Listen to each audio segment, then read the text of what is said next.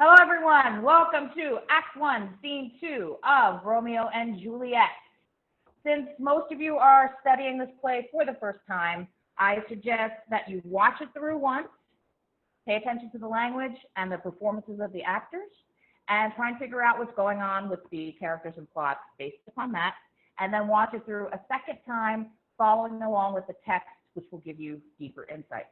Also know that when we're done here with this particular scene, we're all going to have a conversation about the plot, the characters, themes, and other things that may be of interest.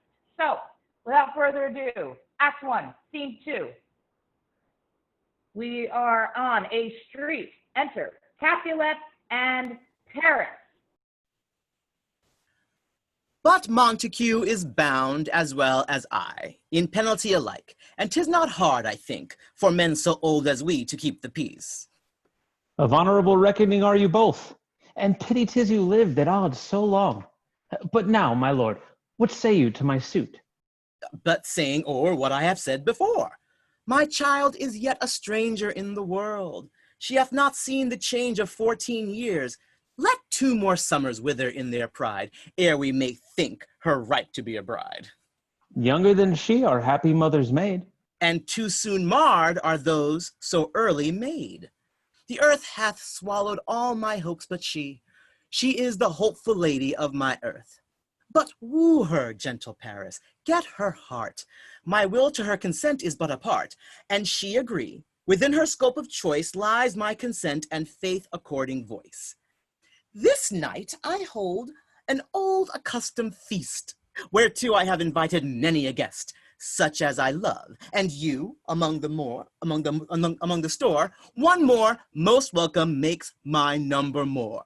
At my poor house look to behold this night earth-treading stars that make dark heaven light, such comfort as do lusty young men feel when well-apparelled April on the heel of limping winter treads. Even such delight among fresh female buds shall you this night inherit at my house. Hear all see, and like her most, whose merit most shall be, which on more view, of many mine being one, may stand in number, though in reckoning none. Come, go with me. Go, sirrah, trudge about through fair Verona, find those persons out whose names are written here, and to them say, my house and welcome on their pleasure stay. Exit Capulet and Paris. A servant. Find them out whose names are written here. It is written that the shoemaker should meddle with his yard, and the trader with his lath, the fisher with his pestle, and the painter with his net. But I am sent to find those persons whose names are here writ, and can never find what names the writing person has here writ. Oh, I must to the learned. In good time. Enter Benvolio and Romeo. Tut, man, one fire burns out another's burning. One pain is lessened by another's anguish. Turn giddy and be helped by backward turning. One desperate grief cures with another's languish. Take thou some new infection to thy eye, and the rank poison of the old will die. Your plantain leaf is excellent for that. For what, I pray thee? For your broken shin. Why, Romeo, art thou mad? Not mad, but bound more than a madman is. Shut up in prison, kept without my food, whipped and tormented, and goddamn good fellow. God it, and I pray, sir. Can you read? Aye, mine own fortune in my misery. Perhaps you have learned it without book, but I pray, can you read anything you see? Aye, if I know the letters and the language. Yea, say honestly. Rest you merry. Stay, fellow, I can read.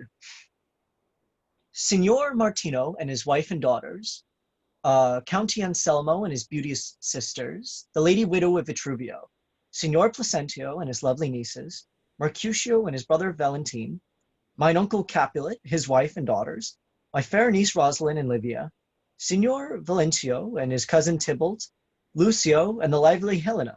A fair assembly. Whether should they come? Up. Whether? To supper? To supper, to our house.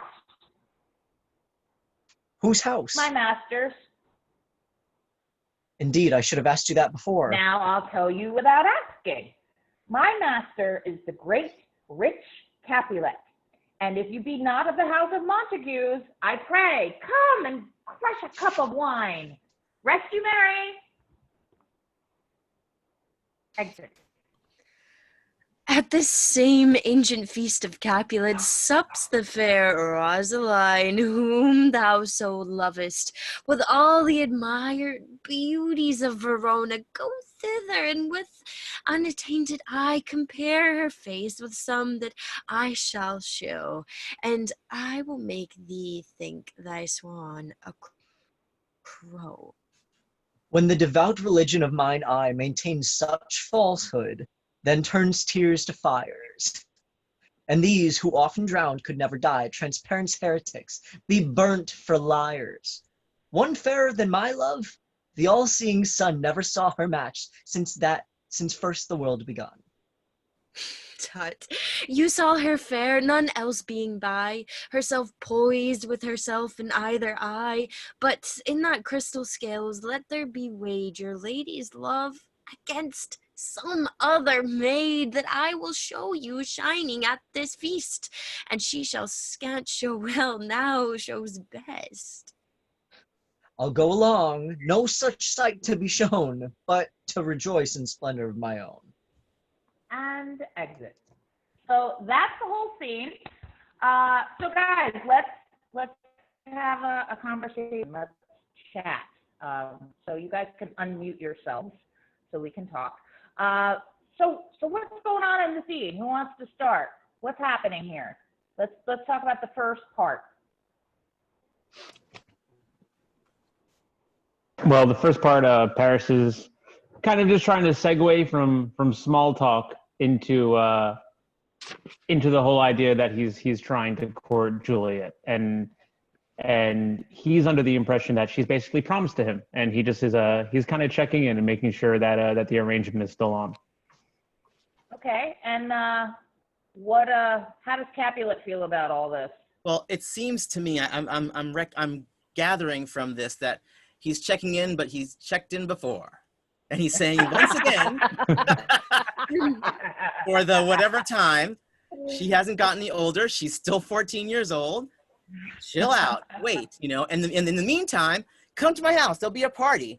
Have fun, whoop it up, enjoy, and there'll be other women there that you can have fun with, whatever, until my daughter's ready. I mean, I want you to marry my daughter, but not now. And also, she has to have some say in it. From what the speech says, I mean, I have to give my consent, but she also has to agree. Yeah. I can't just give her away. We're not in that point in history, I guess. Yeah, and I'm giving you advice, don't come on too strong. Be charming. She'll be yours, but she's too young right now. Yeah. Plus, I think that says a lot about Capulet's relationship with his daughter, too. The fact that, and his own character, that he's concerned about what she wants. Sure. And so Paris is very anxious to marry her, but she's too young. She's only 14. And we've talked about this before, and I think, Haley, you brought this up, that wasn't really typical for somebody to get married at 14. Didn't we talk about that before, Haley? Right. So based on what I read is that during this period in Italy, it was not super common to get married quite this young. The average age for women, if I remember correctly, was 20, 21, and for men it was around 25. However, if you were a part of the aristocracy or a royal class, such as the Montagues and the Capulets, it was not uncommon to get married as a teenager. This is still pretty young, but it seems to be that they're not intending for her to get married right now. They just want her to have it set up so that maybe when she reaches the age, 15 or so, 16 even, that she's ready to be married. Yeah, because it's a good match. He's a good guy. Yeah. Now let's get the second part of the scene. between, well, let's talk about the servant. So, so the servant gets this letter. Somebody want to talk about what's the deal with the servant's letter and why is the servant so confused? Go ahead, Benvolio, you take it. This is your part of the scene anyway. So what's going on with the servant and his letter there? The servant is illiterate, so when it comes to carrying a message, this is a really good chance for Benvolio and his buddy Romeo to crash a party. Because they're like, what, a party? I mean, technically, we know that they're Montagues, we're not supposed to go, but at the same time, it's like pretty exciting because, Romeo's literally standing there reading this message, and the servant's like, I did a good job. I delivered the message. But the comedy comes from that miscommunication, so it's a really good moment for comedic effect. Yeah, absolutely. And Romeo, what's your state of mind right now? Like, what are you thinking about? Like, are you game for this party? What's on your mind? He's still oh so sad about Rosalind, and I think a party is sort of like the last thing on his mind, but his buddy is trying to get him there, so he's like, all right, maybe I'll go for my buddy. And he's Romeo isn't completely sold on the idea that he'll fall in love at this party, because he's like, a love that's better than what I just felt, that would never happen. Little did he know. So yeah, he's still very, very one-track minded about Rosalind at this point. So yeah. All right, good. All right, and so we will end things there. If I can find my record button. Stop recording. Okay, kids. See you on the